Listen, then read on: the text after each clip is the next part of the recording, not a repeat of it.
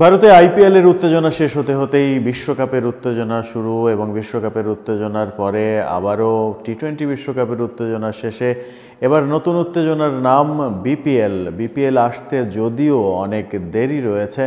জানুয়ারির প্রথম সপ্তাহে আগামী বিপিএল অনুষ্ঠিত হবে, কিন্তু এরই মাঝে আলোচনার জন্ম দিয়েছে বিপিএল। আলোচনাটা পজিটিভ নাকি নেগেটিভ সেটা বিশ্লেষণ করলেই বোঝা যাবে যে আলোচনাটা আসলে কি হলো।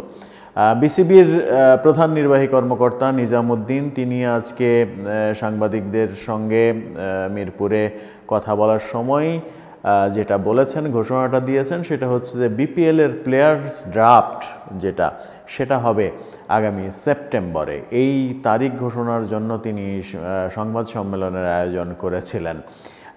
প্লেয়ার্স ড্রাফট সেপ্টেম্বরে হবে, এটা মানে ফলাও করে বলার মতো কিংবা সাংবাদিকদের ডেকে বলার মতো খবর কিনা সেটা একটা বড় বিষয়।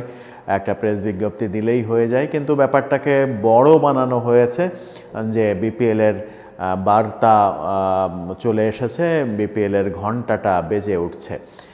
তাহলে কি এবারের বিপিএল গত কয়েকটা বিপিএলের যে সমালোচনা, সেই সমালোচনার যে ঢেউ সেটাকে উতরে জমজমাট বিপিএল হতে যাচ্ছে? বিশেষ করে এক বছর আগের বিপিএল নিয়ে যে মাত্রার সমালোচনা হয়েছিল গত বিপিএলে, সেই সমালোচনা কিছুটা কাটিয়ে ওঠার চেষ্টা করেছে বিসিবি। কিন্তু তারপরেও বিপিএলের দলগুলোর মধ্যে অসামঞ্জস্যপূর্ণতা, ভারসাম্যহীনতা সব কিছুই বিপিএলের সৌন্দর্যকে নষ্ট করছে বলেই ধরা হয়। আইপিএলে যেমন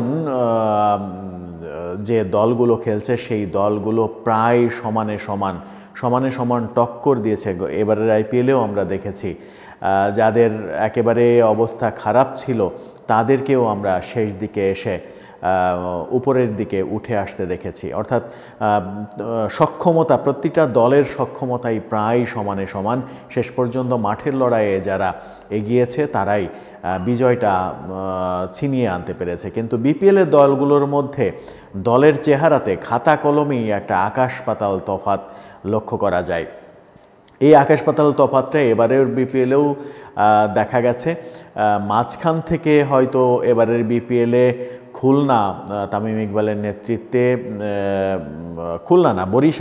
বরিশাল তামিম ইকবালের নেতৃত্বে যে দুর্দান্ত পারফরমেন্সটা করেছে, সেই পারফরমেন্স খাতা কলমে ডাকসাইটে কুমিল্লাকে পরাজিত করেছে, খাতা কলমে ডাকসাইটে রংপুরকে পাত্তা দেয়নি। কিন্তু সেটা বললেও খাতা কলমে ডাকসাইটে কিন্তু বরিশালও, কারণ বরিশালের দলের খেলোয়াড়দের যে লিস্ট সেটা কুমিল্লা কিংবা রংপুরের খেলোয়াড় লিস্টের চাইতে কোনো অংশে কম নয়, বরং হিসাবে ধরলে বরিশালের দলটা অনেক বেশি শক্তিশালী। সেই শক্তির মাত্রাটা তারা দেখিয়েছে চ্যাম্পিয়ন হওয়ার মধ্য দিয়ে।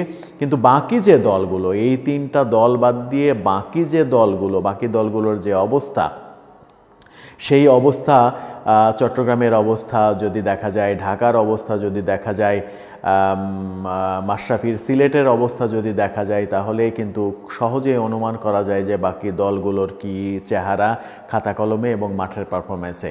সেই দিক থেকেই বলছি যে আইপিএল থেকে বিপিএল যখন যোজন ক্রোশ দূরে অবস্থিত, তখন এত আগে, যেখানে জানুয়ারির প্রথম সপ্তাহে এবারের বিপিএল হবে আগামী জানুয়ারির 2025 সালের, তখন এত আগে ঘটা করে বলা যে প্লেয়ার ড্রাফটস হবে সেপ্টেম্বরে, তার মানে একটা বার্তা আসেই। কিন্তু এই একটা বার্তা আসে যখন আপনি ভাবতে যাবেন, তখনই কিন্তু আর একটা ভাবনা, নিজামুদ্দিনের আর একটা কথাই ভাবনাটা আপনার গুবলেট পাকিয়ে যাবে। নিজামুদ্দিন বলেছেন বেশিরভাগ দলের সঙ্গেই তাদের কথা হয়েছে, তারা এবারের বিপিএলে অংশগ্রহণের ব্যাপারটা নিশ্চিত করেছে। এই যে বেশিরভাগ, তার মানে হচ্ছে, আবার তিনি স্পষ্ট করে বলেছেনও যে এখনও একাধিক দল ব্যাপারটা নিশ্চিত করেনি। অর্থাৎ আগামী বিপিএলে যে 7টা দল খেলবে, সেই 7টা দল নিশ্চিতই করেনি যে তারা আগামী টুর্নামেন্টে খেলবে। বিপিএলের যে গরিবানা হাল, সেই গরিবানা হালটা কিন্তু এখানেই স্পষ্ট হয়ে যায়। তারা এমন কোনো মালিকপক্ষ খুঁজেই পাচ্ছে না যে মালিকপক্ষ অন্তত 5 বছরের জন্য বলতে পারে যে তারা এটা কন্টিনিউ করে যেতে চায়, যেটা আইপিএলে একেবারে প্রতিষ্ঠিত, আইপিএলে কোম্পানির মতো করে কাজ করে তারা। বাংলাদেশে সেটা হয়নি। এক বছর মালিকানার পরে দেখা যাচ্ছে পরের বছরেই দলের নাম চেঞ্জ।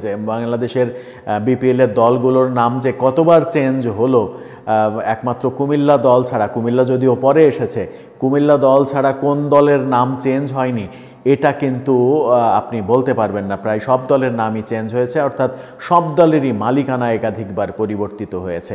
এই যখন বিপিএলের অবস্থা, আগামী বিপিএলে কারা খেলবে কারা খেলবে না সেটাই যখন নিশ্চিত নয়, তখন প্লেয়ার ড্রাফটসের আগাম ঘোষণা দেয়া, তারপরে হচ্ছে প্লেয়ার যে কেনাবেচার যে নিলাম, সেই নিলাম কবে হবে, দল গঠন কবে হবে, দলগুলো সত্যি সত্যি ক্যাপাবল কিনা অর্থনৈতিকভাবে, সেই ব্যাপারগুলো কিন্তু সামনে এসে যাচ্ছে।